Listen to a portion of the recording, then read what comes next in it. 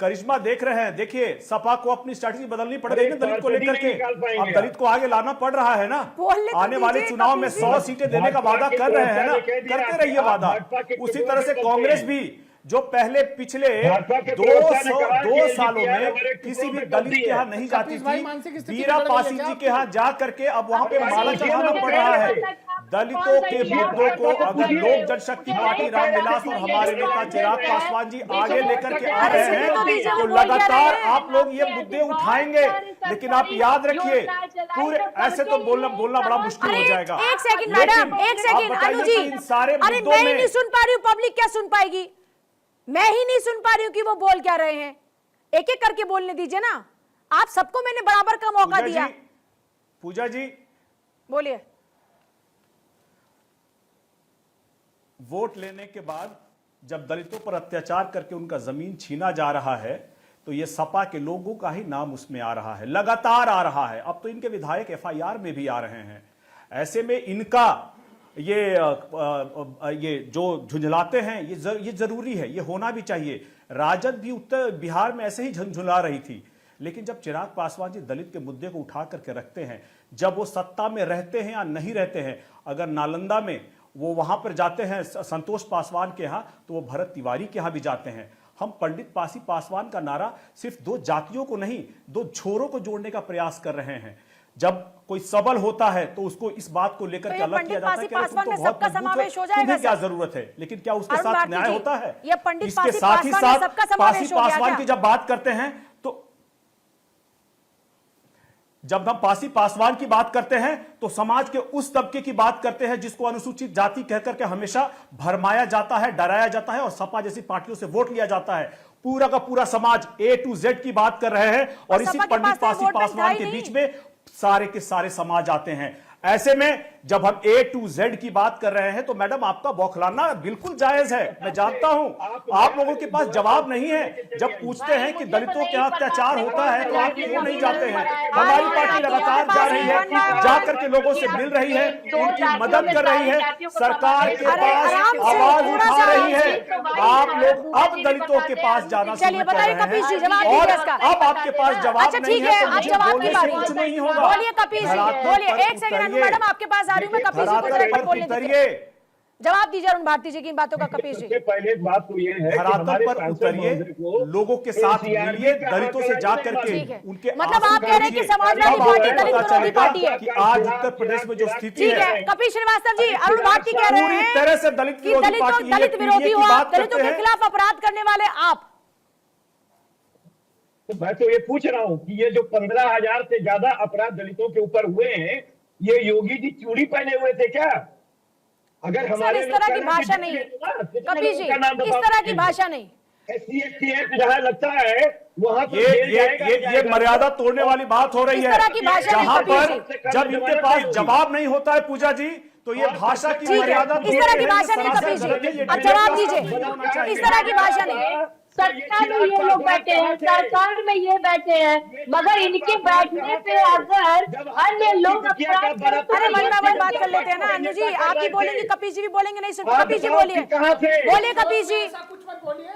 देखिए इन सारे अपराध के कारणों पर जब जांच हो रही है पूजा जी, तो इन्हीं के नाम निकल के आ रहे हैं और इनके ही लोग इसमें संलिप्त पाए जा रहे हैं। जब संलिप्त पाए जाएंगे तो कार्रवाई इनके ऊपर होगी ना। कानून का राज है, कोई संगठित अपराध नहीं है, कोई अतीक अहमद नहीं है, कोई आजम खान नहीं है, कोई मुख्तार अंसारी नहीं है, आप ही लोग हैं महाराज। जिन अपराधों का जिक्र आप कर रहे हैं वो भी समाजवादी पार्टी के लोग हैं। चिराग पासवान कहाँ चले गए थे? अरे चिराग पासवान कहाँ चले गए थे जब 15,000 दलितों की बेटियों के साथ चिराग पासवान मजबूती से अपने समाज के साथ खड़े थे। आप लोग कहाँ है? वोट लेने के बाद कहाँ गायब है?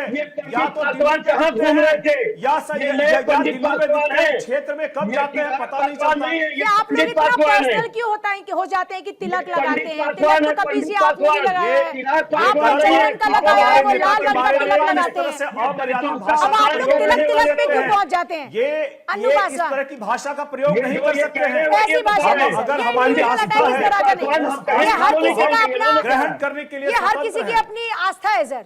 कौन कैसा तिलक लगा रहा है, क्यों लगा रहा है, क्या लगा रहा है, इस तरह की बातें नहीं कर सकते है ना। सौरभ जी जल्दी से, फिर अनुज जी आपके पास आ रहे हैं।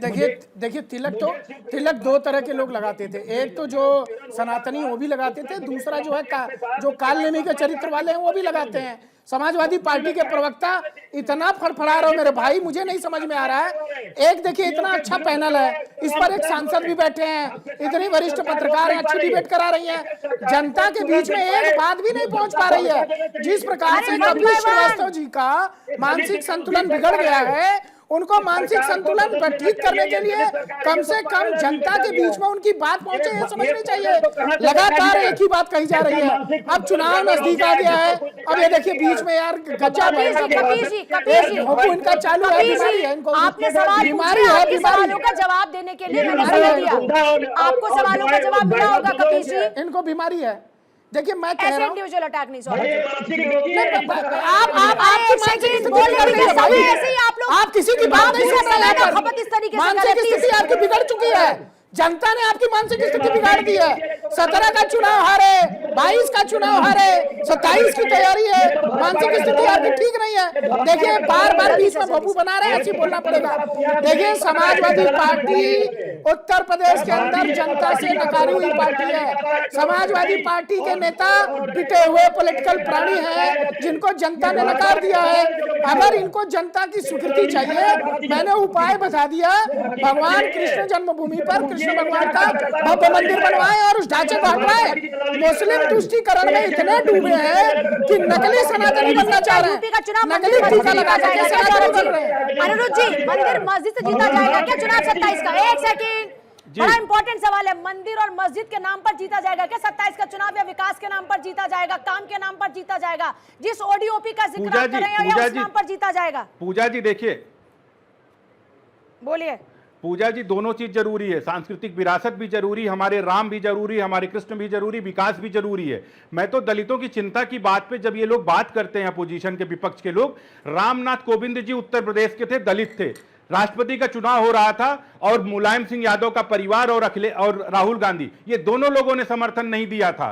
राहुल गांधी ने जब यहां पे चुनाव होता था वायनाड में, अरे किसी दलित को आप भेज देते अपनी बहन की जगह पे चुनाव लड़ने, प्रियंका वाड्रा की जगह की अपनी बहन को आप किसी दलित को चुन लेते, नहीं भेजे ना आप। तो आप दलितों की चिंता मत करिए। नेहरू जी खुद भारत रत्न लेके बैठ गए, राजीव जी खुद लेके बैठ गए, लेकिन अंबेडकर को भारत रत्न नहीं दे पाए। इसका मतलब दलितों की चिंता आप करेंगे।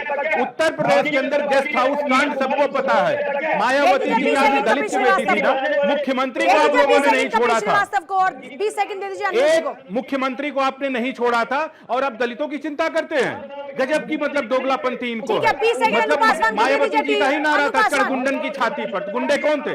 समाजवादी पार्टी वाले थे और एक दलित की बेटी ने आवाज उठाई। अब आप अपना हक अगर मर्जी से देना चाहते हैं कपिल जी को, तो फिर ये आपकी मर्जी है। अनुज जी बोलिए 20 सेकंड।